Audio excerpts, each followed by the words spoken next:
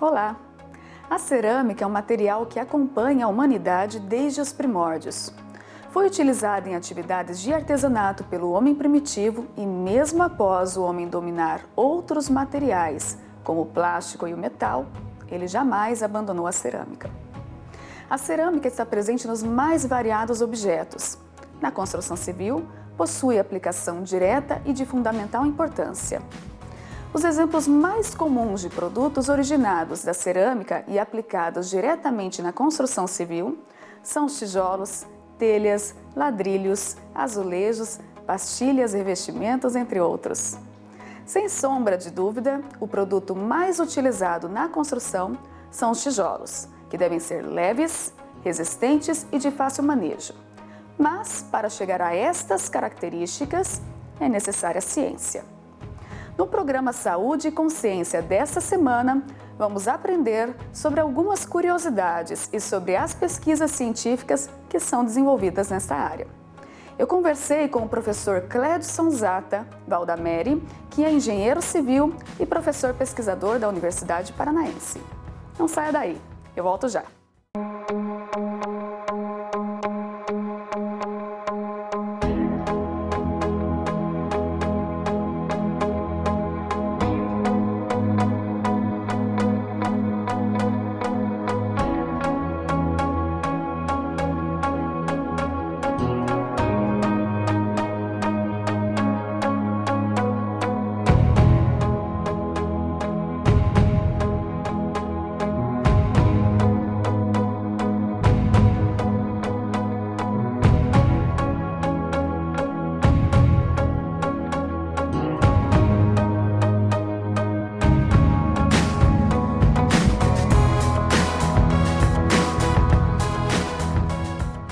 Vamos conversar com o professor Cledson Zata Valdameri sobre algumas curiosidades e sobre as pesquisas científicas que são desenvolvidas nesta área. O professor Cledson é engenheiro civil e pesquisador da Universidade Paranaense da Unidade de Francisco Beltrão. Professor Cledson, é um prazer imenso recebê-lo em nossos estúdios. Eu agradeço a sua participação. Muito obrigada. Eu agradeço o convite também. Professor, inicialmente eu gostaria que você explicasse um pouquinho ao nosso telespectador sobre como são conduzidas as pesquisas científicas nessa área, porque é uma área bastante diferente do que a gente está acostumado.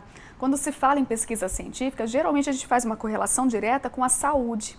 E quando se pega projetos, relacionados à pesquisa para engenharia civil, como é o caso da produção de tijolos, ela fica muito abstrata para nós. Então, gostaria que você explicasse um pouquinho como que é feito isso. Ok. Claro que são áreas distintas, mas os objetivos eu acho que sempre são semelhantes. Na área de cerâmica, as pesquisas avançaram muito. Ressalto a grande produção nacional de cerâmica hoje e a grande produção de cerâmica com qualidade que o Brasil possui hoje. Vinculado a isso, estão as pesquisas que desenvolveram produtos novos e que destacam o Brasil mundialmente. Então, nós estamos entre os 3 maiores produtores de cerâmica e entre os 2 com maior qualidade da fabricação cerâmica. As pesquisas avançaram a ponto de nós estarmos atuando em todas as áreas, química, física, mecânica, para que a gente tenha conhecimento, e esse conhecimento gere aplicações da produção, a expedição desses materiais, para gerar então a qualidade nesse produto. As pesquisas em cerâmicas, elas têm uma complexidade muito grande, porque a cerâmica, para ter resistência mecânica e atingir propriedades físicas mínimas regulamentadas por norma, que é um dos destaques do Brasil também, que nós temos normalização para todos os produtos de cerâmica nacionalmente. Então, uma das fases complexas de pesquisar em cerâmica é que esse material tem que ser sinterizado. Tecnicamente se chama sinterização, mas popularmente é chamado de queima desse material. Então, obviamente que dentro de um forno, em onde se existe essa queima, a sinterização, são realizadas complexidades de ligações para que esse material chegue ao que se foi planejado. Então, as nossas pesquisas, elas envolvem uma série de particularidades, envolvendo matéria-prima e, obviamente, o produto. Dentro da matéria-prima, nós realizamos caracterização da matéria química com tecnologia de ponta. Eu destaco difração de raio-x, espectrometria de absorção atômica e análise térmica diferencial. Essas são as mais relevantes hoje no aspecto técnico para você conhecer os componentes da matéria-prima para a fabricação de cerâmica e quantificar. Então, o material cerâmico é composto de óxidos de alumínio, né, e óxidos de sílica, né, e isso são os compostos básicos. E para existir essa fusão dentro do forno, é necessário que exista uma certa quantidade desses materiais. E, obviamente, que existem as impurezas, e essas impurezas podem comprometer o produto dentro do forno. Né. Então, nós caracterizamos esses materiais, né, tanto qualitativamente quanto quantitativamente.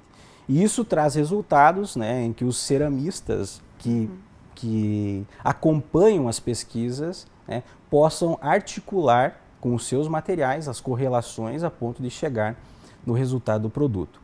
Então, você tendo a quantificação dos componentes químicos que tem nessas matérias-primas, é possível estimar, por exemplo, a absorção de água de um material e a resistência mecânica do material ao final de um ciclo produtivo, com determinada temperatura de queima. Então é isso que nós fazemos no laboratório. Fazemos a caracterização da matéria-prima e nós sinterizamos esse material em diversas temperaturas. E nós geramos curvas de correlações. Por exemplo, correlação entre temperatura e absorção de água, temperatura e propriedade mecânica, né? Entre as propriedades mecânicas citamos resistência à compressão e resistência à flexão, que são as propriedades mais, digamos assim, solicitadas, né, por esses materiais. Retração, densidade, perda ao fogo, né? O que é uma perda ao fogo? Perda ao fogo é quanto o material perde de massa em relação à quantidade que se foi colocada inicialmente no fogo. Então não é interessante que um material que entrou no fogo, no forno, com 6 quilos, chegue ao final com 3 quilos. Ou seja, esse material vai ser um material seria extremamente caro, né? Extremamente caro e provavelmente vai possuir uma retração muito grande, que é a redução da peça durante o ciclo, né, comprometendo assim todos os aspectos de desempenho desse material. De fato, o que a gente observa, né, que esse produto que chega ao consumidor no final, ele vai ter diversas características, tanto é que existem tantos tipos de cerâmicas, peças diferentes que podem ser utilizadas, né, pelo público e que na hora de escolher dá uma dúvida enorme, a gente não sabe o que escolhe no momento. E que cada uma dessas peças, dependendo dessas características, poderá ser um pouquinho mais resistente ou menos resistente. A gente vê muita peça de cerâmica que no momento que você vai fazer, no caso de um revestimento ou de um piso mesmo, vai fazer um revestimento ou um piso numa construção, rapidamente ele já se rompe, né? E isso acaba sendo ruim para o consumidor lá no final também. É possível estimar isso através da pesquisa científica para tentar minimizar esses efeitos para o consumidor final? Não, certamente a pesquisa antecipa. Ela antecipa a qualidade do material, né? O que acontece na construção civil, e que isso é inerente à pesquisa, não tem como a pesquisa solucionar isso, é a questão do mau uso do material, né? Então, às vezes os materiais não são para um uso em piso, são exclusivamente para paredes, né? Mas acabam sendo usados no piso e isso compromete. Mas eu acho que a evolução, tanto de quem fabrica, quem pesquisa e quem fornece esses pisos, está atentando mais para isso, para que não ocorram mais essas manifestações patológicas. Professor, no seu projeto de pesquisa que é desenvolvido em Francisco Beltrão, vocês pesquisam tijolos, que é uma cerâmica vermelha. Você poderia comentar um pouquinho sobre esse assunto? Tudo bem. Então, após a caracterização, né, obviamente os resultados, os ceramistas utilizam isso e produzem, né, seus materiais. E nossa pesquisa, além da matéria-prima, tem também no produto final. Então, nós coletamos esses materiais, né, e avaliamos eles com relação aos requisitos normativos, que é algo padrão, né, para comparação de qualidade, comparação com outras pesquisas que já foram publicadas e também deixar base para pesquisas futuras, né. Então, Uma pesquisa, tem várias pesquisas, mas uma pesquisa de destaque e que inclusive é parâmetro para análise normativa, que provavelmente em 2018 será discutida, é com relação aos blocos cerâmicos estruturais. Só diferenciando um pouco, né? Nós temos tijolos, tecnicamente falando, tijolos, blocos e blocos de vedação e blocos cerâmicos estruturais. Os tijolos são elementos maciços, sem furos, sem vazados. Os blocos de vedação, que cumprem função simplesmente de separar os ambientes, né, são chamados de blocos cerâmicos vazados. Tá?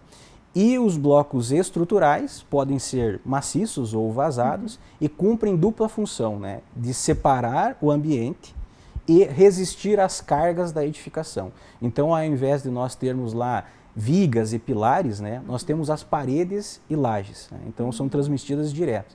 Então, nesse caso, nós, um fabricante e a própria Associação Nacional de Cerâmica tem uma proposta de reduzir as espessuras de paredes dos blocos cerâmicos estruturais. O benefício para a indústria é óbvio, porque menor consumo energético, custo, né? Velocidade de produção, isso são claros. Né?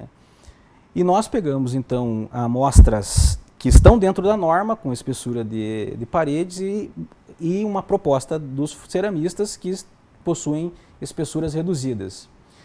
E a gente já sabia o resultado, mas enfim, temos que quantificar isso. E nós analisamos o comportamento da alvenaria, não simplesmente a resistência do material, porque a resistência do material, quando ele é sinterizado em pequenas espessuras, aumenta a resistência. Então, se você analisar ele individualmente... Diferente do que a gente pensa, né? Diferente. A gente imagina que se for mais espesso, a resistência será maior. Então, se você analisar esse produto individualmente, pode dar uma impressão falsa, em que o material com espessura menor vai ser mais resistente. Então nós montamos mini paredes, né, e fizemos o rompimento desses materiais, e a nossa resposta que nós tivemos é que compromete em torno de 30% a resistência quando eles diminuem 1 milímetro a espessura de parede. E a norma é reduzir. A proposta que eles querem é reduzir, né?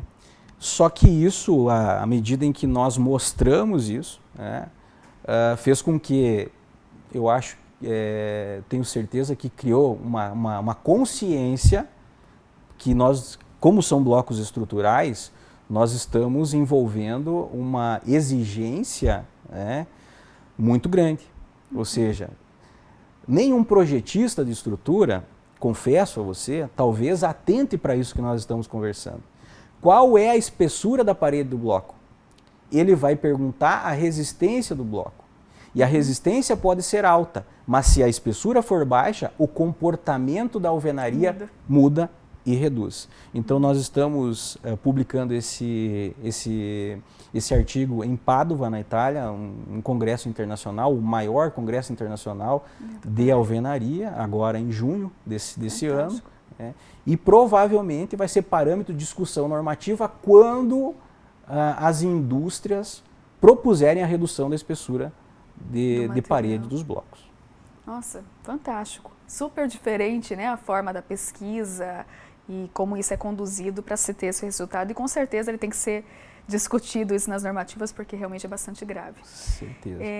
Em termos de tempo de construção, uma vez que se utiliza esses blocos cerâmicos, ao invés do tijolo, esse tempo de construção, ele acaba sendo menor ou não interfere? Vamos comparar situações iguais, né? Certo. Porque são, às vezes, coisas diferentes. Comparam coisas diferentes. Inclusive, existem mitos de que reduz 30% do custo, né? Uma construção convencional com uma alvenaria. Isso é um mito, né? O máximo que eu consegui visualizar foram 8%. Mas 8% de redução de valor. De redução de valor. Com relação ao cronograma da obra, reduz também. É obviamente que você tem que ter todo um processo de capacitação de funcionários, né? Uma logística adequada no canteiro de obra para que isso funcione. Ou seja, a alvenaria estrutural, que é com blocos estruturais, ela é um processo, é um sistema construtivo. Então, desde o projeto, ele é mais organizado que um projeto tradicional. Não que o projeto tradicional não possa ser organizado, mas infelizmente é assim que a gente observa. Então, ele é mais rápido, porque ele é um processo mais simples. Eu faço uma comparação assim muito rápida. Para você construir uma obra no processo tradicional, você tem que produzir caixaria de pilares, né, formas de pilares, você tem que produzir armaduras de pilares, você tem que posicionar as formas, concretar os pilares, fazer as vigas, lajes, depois fazer as paredes. Na alvenaria estrutural, você constrói as paredes e lajes. Eu não sei se conseguiu comparar a diferença.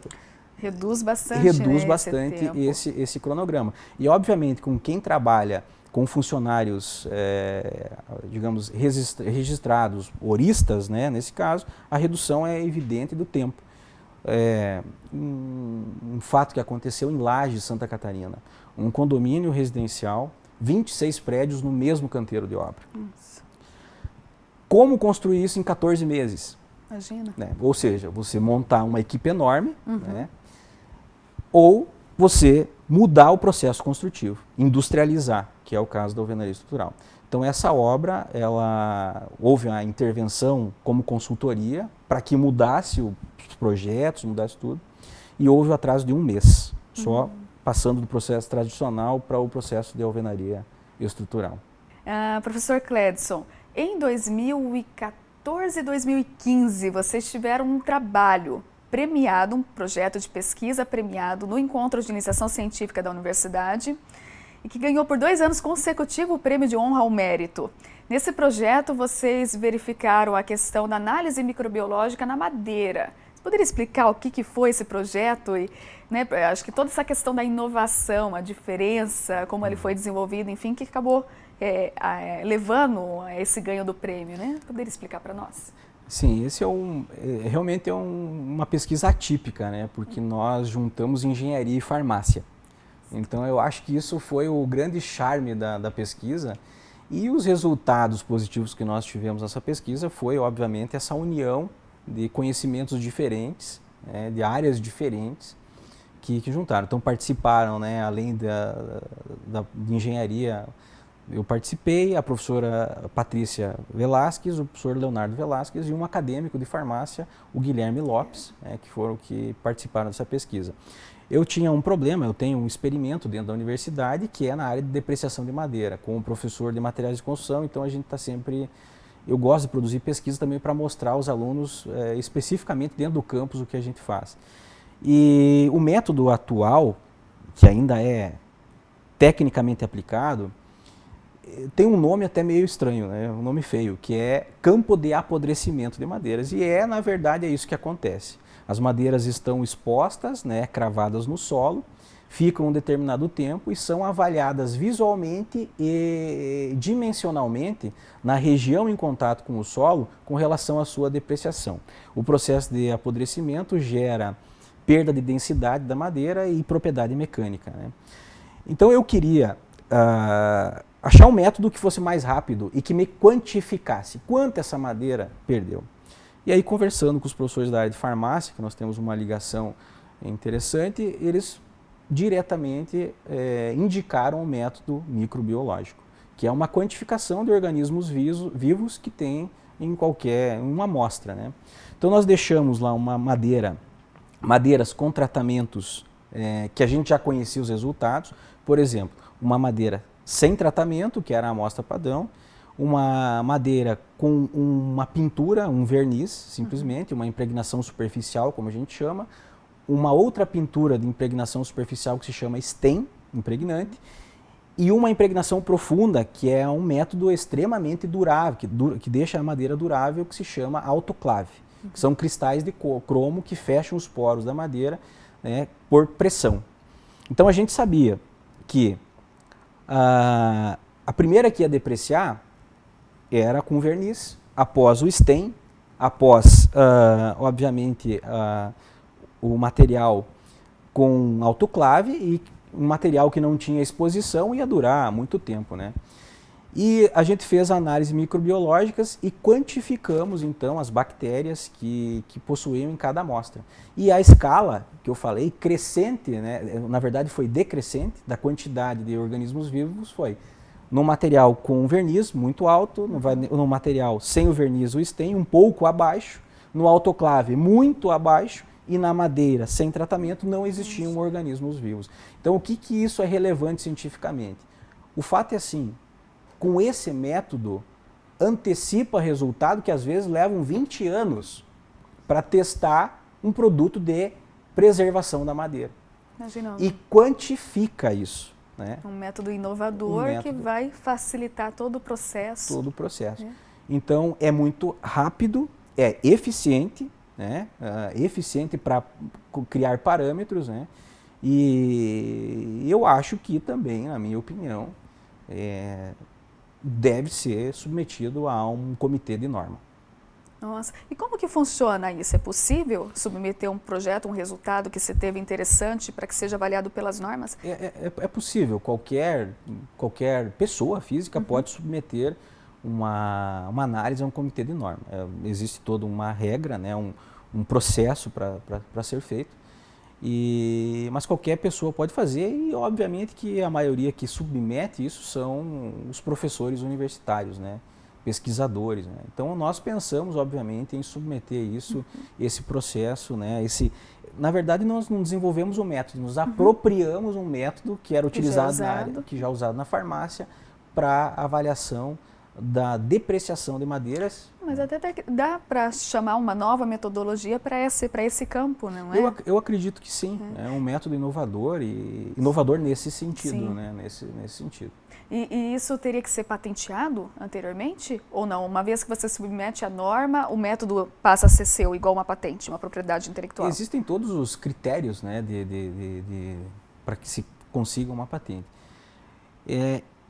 Eu acho que como uma inovação, né, uma alteração, uma aplicação, eu acho que é possível de gerar uma patente. Né? Claro que vai passar por um comitê técnico, né, para que se homologue ou não esse pedido de patente. Fantástico, professor. Eu parabenizo, né, pela realização do projeto, principalmente por ele ter sido multidisciplinar, junto à engenharia civil e o curso de farmácia. O projeto que você desenvolve, que também te traz uma publicação na Itália, também é fantástico, né, que ele vai trazer toda uma nova abordagem, uma nova metodologia para esses blocos cerâmicos. Então, os trabalhos que são realizados pela equipe de vocês, espetacular. Então, eu parabenizo realmente, eu agradeço a sua participação no programa, os esclarecimentos que foram feitos para essa área, porque realmente é uma área bastante diferente e que a maioria das pessoas que estão relacionadas com a parte da construção não tem ideia de toda a ciência que se tem por trás disso para chegar nesse resultado final que a gente vê hoje. Então, muito obrigada. Obrigado. A você que nos assiste, eu agradeço imensamente e aguardo você no próximo programa.